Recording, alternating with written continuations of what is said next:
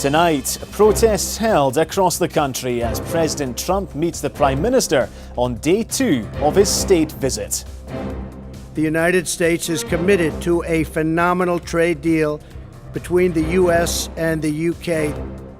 Also tonight, the oil and gas industry say they're listening to the concerns of climate change activists.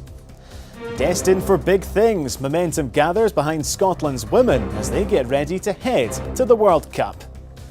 And Aberdeenshire's fashion icon Bill Gibb is remembered in a new exhibition.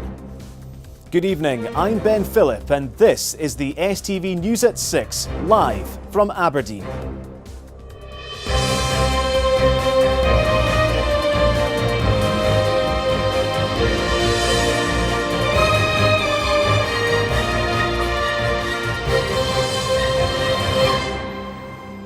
President Trump has met with Prime Minister Theresa May on the second day of his state visit to the United Kingdom.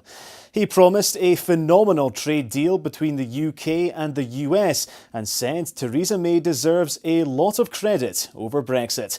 Mr Trump said he refused a request for a meeting with the Labour leader Jeremy Corbyn and dismissed reports of demonstrations as fake news. Well, we can go live now to our Westminster correspondent Catherine Sampson for the latest. Catherine. Well, protests against Donald Trump's visit have been taking place across the country tonight. People have been gathering outside Dundee's Caird Hall this evening. They've joined others in Edinburgh, Glasgow and Shetland who are demonstrating against the President's state visit. The UK's offshore oil and gas industry says it's listening to the concerns of climate change activists. Oil and Gas UK Chief Executive Deirdre Meehy told its annual conference in Aberdeen that the sector can find and deliver solutions to tackle the issue. Protesters have been targeting the industry, calling for an end to new oil exploration. Well, Ross Govins joins us now. Industry leaders not shying away from this issue then, Ross. Talks with a preferred bidder on the future of Aberdeen's last paper mill have fallen through. Efforts to secure the jobs of almost 500 workers at the Stonywood mill in Dyce will now focus on a management buyout. Well, Colin White is there for us now. Colin, some disappointing news this evening. And Colin, this again might be a worrying time for the workforce with this continued uncertainty. The last bank in Lossiemouth has closed its doors for the final time. Campaigners who have fought against the decision by the Bank of Scotland say they're appealing against the closure, as Nicola McCally reports.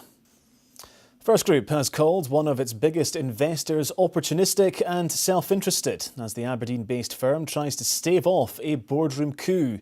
Coast Capital has called for an extraordinary general meeting to try remove 6 directors from the bus and train operators board.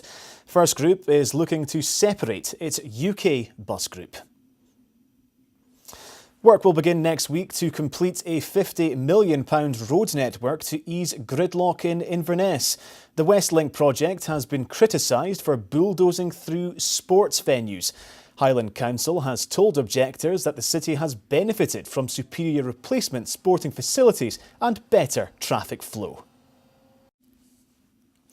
Now, a farming group is calling on the Scottish Government to help the industry reduce its emissions and tackle climate change. Agriculture has come under the spotlight as Scotland aims to become net zero from greenhouse gas emissions within 30 years. The sector says it's determined to become part of the solution, as Stephen Brown now reports. Well, it's time for all the sport tonight with Laura Alderman. Now, a reminder of tonight's top story. President Trump has met with Prime Minister Theresa May on the second day of his state visit to the United Kingdom. He promised a phenomenal trade deal between the UK and the US. Now to the weather forecast, and Laura, it was a nice sunny day here today, but rain is on the way tonight with a few outbreaks already happening across the north. Finally, a new exhibition is shining a light on one of Aberdeenshire's top fashion designers of the 1970s. The Bill Gibb line is a collaboration of poetry, fashion and film inspired by the late Fraserburgh-born designer. It's part of the Look Again festival, which starts later this week. Anne Smith has the story. Well, that's all for this Tuesday's programme. I'll be back with the late news at around 10:30. Thanks very much for watching. Have a good evening. Bye-bye.